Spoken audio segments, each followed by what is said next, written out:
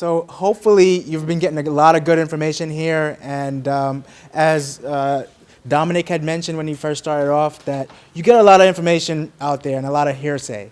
And the goal of this event was for you to get it directly from the sources. And so that cuts through a lot of the confusion, because as veterans, I understand that you come from the service, you trust a lot of folks, and folks will take advantage of that. And we don't want you to get taken advantage of. So we have our regional director, Mr. Vince Vicari. Okay, I'm sorry. Before we bring up Vince, we have one more person that's going to speak with you, who is also a product of the PTAC and the Small Business Development Center, but also a resource for you as veterans as well. And we have Mr. Jeff Cantor from the New Jersey Veterans Chamber of Commerce. So give me 1 second. I'm going to get his information up. You have to put this on you. So thanks for letting me come up here and talk to all of you. Which was really great about being veterans is that we represent the most diverse group of people. You know, whether you're African American, Hispanic, Caucasian, women, gay, straight, yellow, red, whatever it is, you are represented as a veteran because you all raise your right hand to take that oath. So kudos to all of you for doing that. A couple things I want to say to Dr. Letts and Vince Vicari. Thank you so much for letting the New Jersey State Veterans Chamber of Commerce be a part of this and to talk to you about some of the resources. But before that, I have to bow to Rachel for all of her expertise. She's an amazing individual. Yeah, give it up for Rachel. And I don't mean to embarrass you, but like, for example, how responsive and how attentive they are. I'm like, hey, I really need, you know, busy season's coming up. I really need to come see you. She's like, come up to Newark at 6:30 in the morning. I'm like, there. So she's making herself available at 6:30, 6:45 in the morning because she supports veterans. And we're very lucky to have such a great resource as Rachel. I also want to introduce you to Francisco Cortez.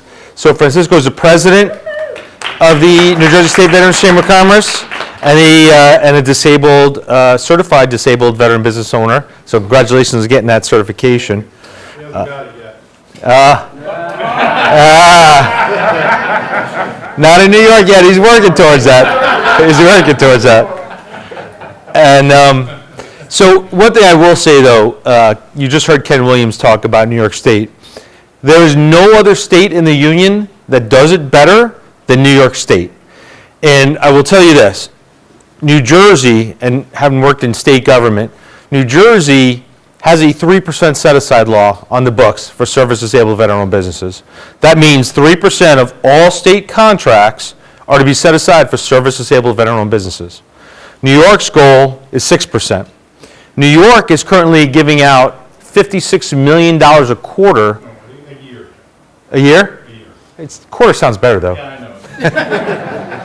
To service-disabled veteran-owned businesses. So they really have ramped up. And not only that, if you go to any organization in New York State, and I'll give you an example of one that I just went to speak to, they take their 6% goal for service-disabled veteran-owned businesses very, very seriously.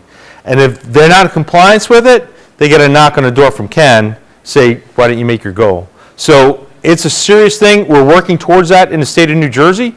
Hopefully we'll get there. We have the law already on the books, so it's just an easy lift. So we will get there. To that point, though, I had the opportunity to talk to MTA. Has anybody here interacted with MTA, the Metropolitan Transportation Authority? All right, we got a couple people here. They have a really fantastic program for service-disabled veteran-owned businesses, okay? They have a mentorship program. What's really cool about them is, let's say you have to get certified as a vendor with MTA first, but once you get certified, they have a program where if you put in a bid for a specific contract or specific project and you don't get it, and you ask them, well, why didn't I get it? They will actually bring you in, put down the winning contract, put down your contract, your proposal, show you the difference of why you didn't get it. And that's where we're trying to get to as a gold standard for all of us as veteran business owners, and for the state, that there's transparency, why we didn't get a specific contract. and then ways to improve upon putting in RFPs and proposals. So more to follow on that.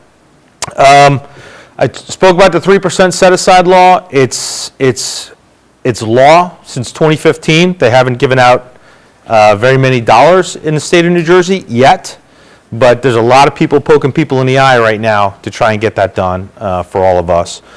I will say that through the New Jersey State Veterans Chamber, New Jersey EDA, which is the Economic Development Authority, actually has given a contract to a service-disabled veteran-owned business. So that was the first one, actually, which we're pretty excited about.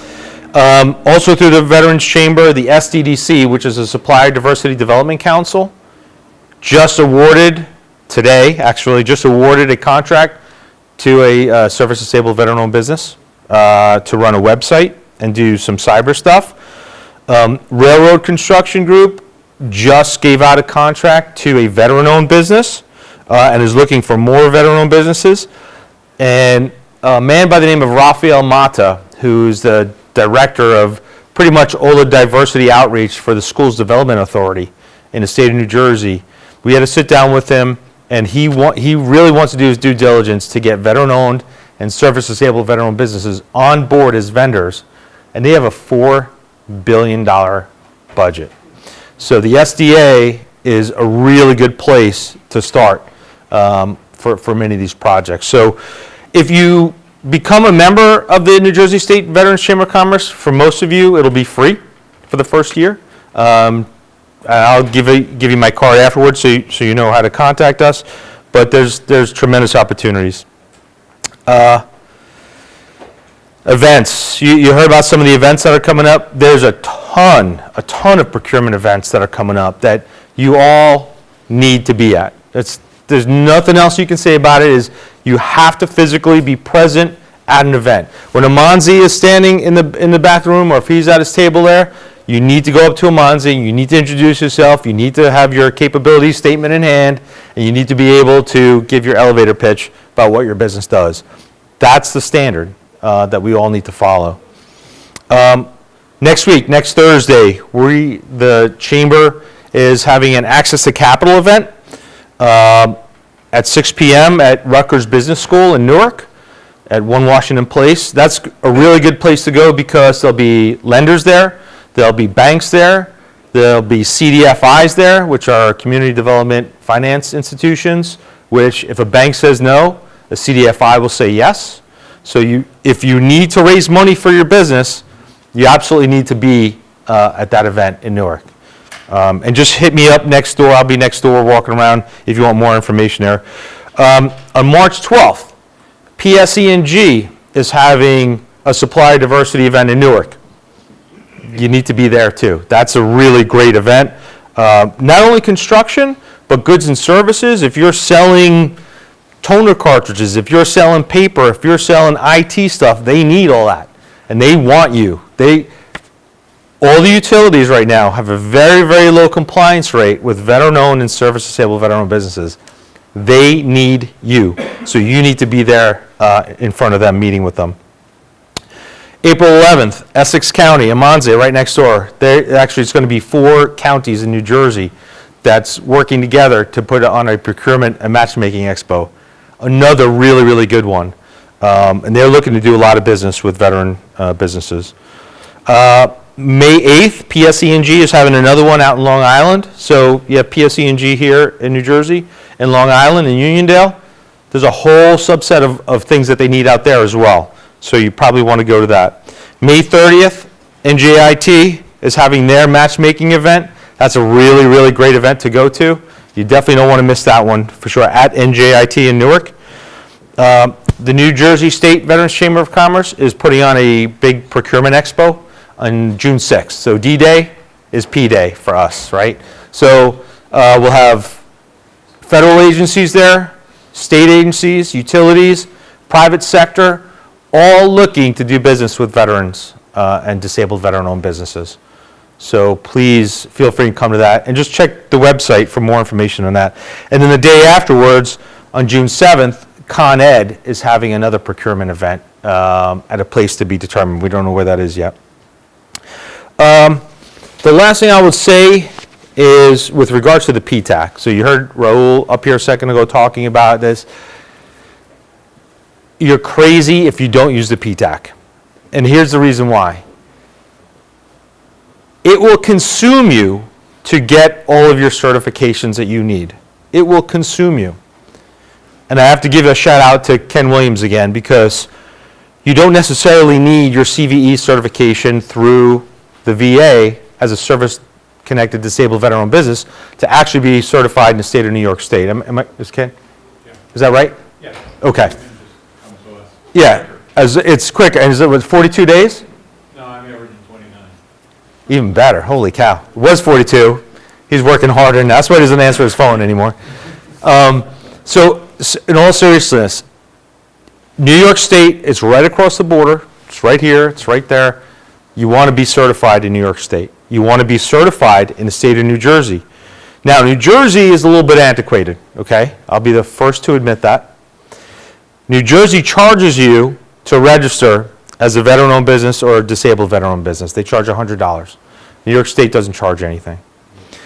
We're working towards that. There's legislation right now that we helped work with a lot of lawmakers to waive all the business fees for veteran-owned businesses and disabled veteran-owned businesses.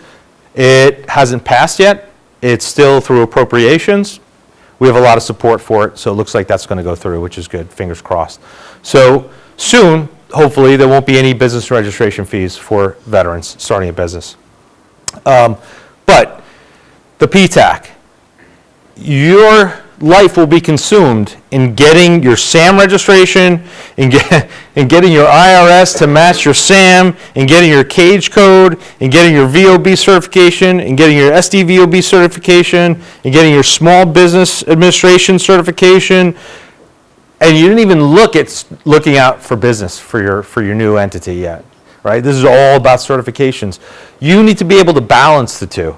And without the PTAC, you're not going to be able to do it on your own. You need the PTAC to help you do that. You need the resources of the State Veterans Chamber of Commerce. We will help put you in the right direction for procurement opportunities. We'll connect you with PTAC. We'll connect you to a host of others, like Hudson County, for example. Hudson County, New Jersey has the Office of Business Opportunity. Jermaine runs a great program up there that is looking for veteran businesses. I had a lunch with the former director there. He was telling me about how many opportunities he's given to different companies. He goes, but I haven't given $1 yet to a veteran-owned business because I couldn't find him. I was like, poof, holy cow, really? So we're working with them to make sure that we're putting you in touch with the right people as a member of the Veterans Chamber of Commerce. So the best thing I can say to you is certifications matter. It really, really does matter, but you can't let it consume you. You need help in getting everything done for that. Don't look specifically at one geography. New Jersey's great. I love New Jersey, but New Jersey's not going to pay your bills right now. Get certified in New York State as well, because you could do more stuff there. One last plug for the MTA. For those of you, any construction firms here? One? So MTA will pay your bonding for you and will pay your insurance for you.